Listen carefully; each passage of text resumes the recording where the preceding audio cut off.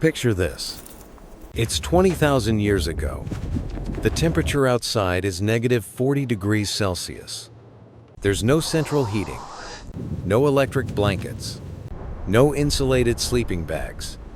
You're wearing animal skins, huddled in a cave, and you need to sleep for 8 hours without dying. So how is it possible that your ancestors survived night after night in the most brutal ice age our species has ever faced? How did they not simply freeze to death in their sleep? Because the answer isn't just fascinating. It rewrites everything we thought we knew about human evolution, survival, and the very biology running through your veins right now. Let's set the stage. 20,000 years ago, during what scientists call the last glacial maximum, ice sheets over 2 miles thick covered most of North America and Europe. Global temperatures were 5 to 10 degrees Celsius colder than today. But here's what most people don't realize. In many regions where humans lived, winter nights regularly dropped to -30, -40, even -50 degrees Celsius. That's cold enough to kill an unprotected human in less than an hour. At -40 degrees, exposed skin freezes in less than 10 minutes. Your core body temperature, normally 37 degrees Celsius, starts dropping. At 35 degrees, you experience severe shivering. At 32 degrees, confusion sets in. At 28 degrees, your heart stops. And yet, humans didn't just survive in these conditions. They thrived. They spread across continents. They raised children. They created art, which means they mastered something essential, the art of sleeping without dying. So let's break down exactly how they did it. And I promise you, the first method will shock you. Here's the obvious answer everyone assumes: fire. Just keep a fire burning all night, right? Wrong. In an enclosed cave, continuous fire creates a lethal problem: carbon monoxide poisoning.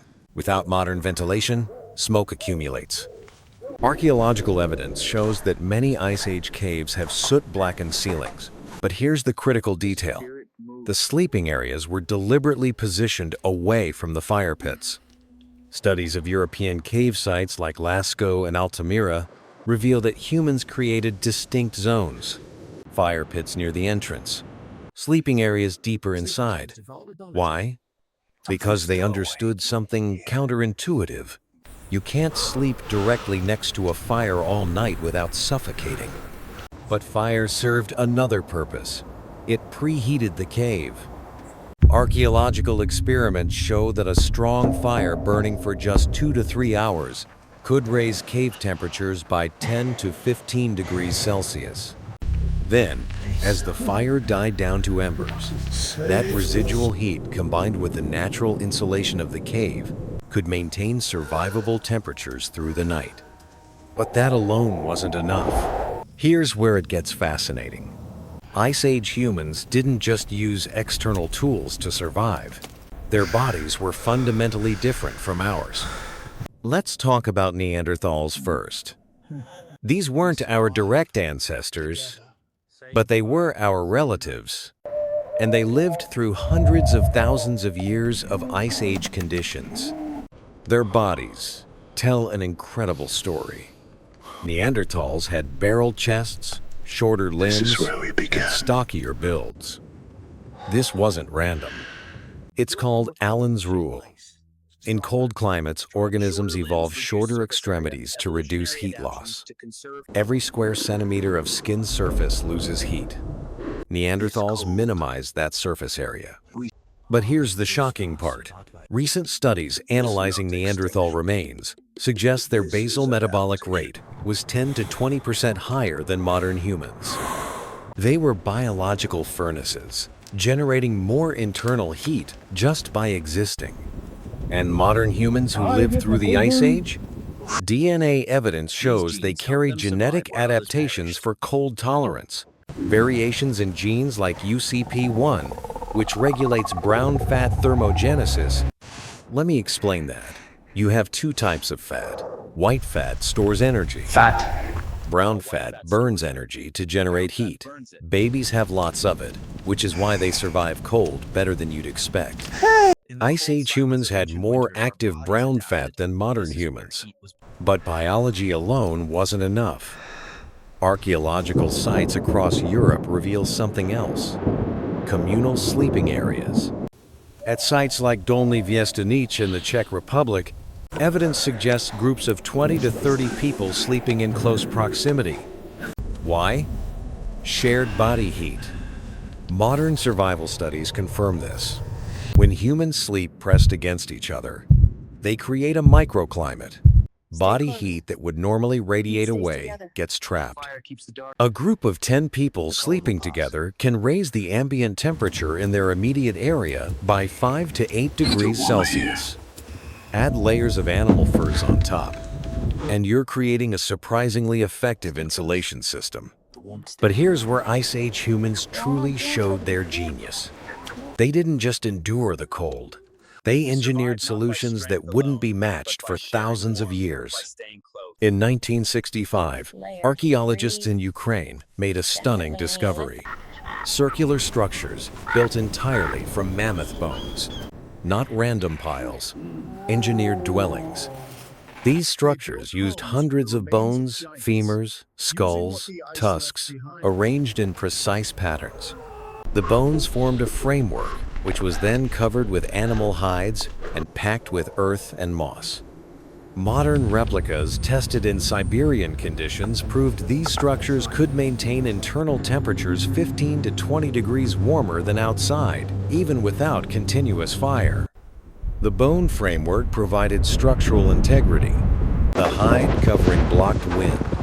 The earth and moss insulation trapped heat.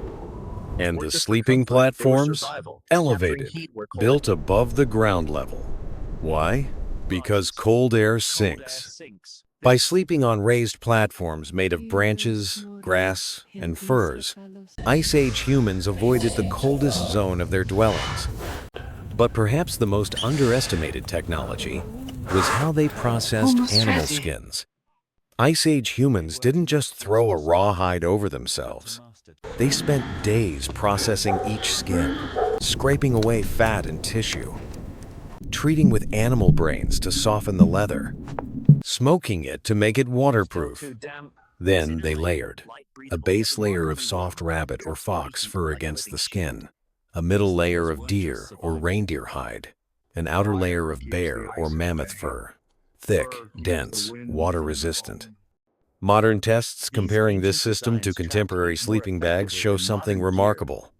Properly prepared and layered Ice Age furs provided insulation equivalent to a modern -40-degree rated sleeping bag.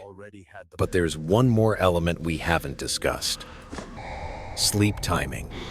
Modern sleep researchers studying pre-industrial societies discovered something fascinating. Without artificial light, humans naturally fall into what's called biphasic sleep.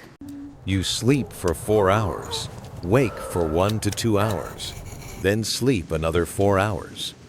Why would Ice Age humans do this? That middle-of-the-night wake period was perfect for tending the fire, adding fuel, checking on children, adjusting furs. It wasn't interrupted sleep, it was adaptive sleep. And this pattern, which we've lost in the modern world, may have been evolutionarily programmed because it increased survival during the Ice Age. So here's the truth. Your ancestors didn't survive the Ice Age by accident. They survived through biological adaptation, technological innovation, communal cooperation, and deep environmental knowledge. Every time you shiver in cold weather, you're experiencing an echo of that ancient biology. Every time you seek warmth from another person, you're following instincts honed over millennia. Every time you layer clothing, you're using knowledge passed down through 10,000 generations. The humans who painted on cave walls, who carved Venus figurines, who told stories around dying fires, they weren't primitive. They were survivors of the most hostile climate our species has ever faced. And on nights when the temperature dropped to lethal levels, When the wind howled through the darkness, they did something you're about to do right now. They closed their eyes. They trusted their preparations. And they slept.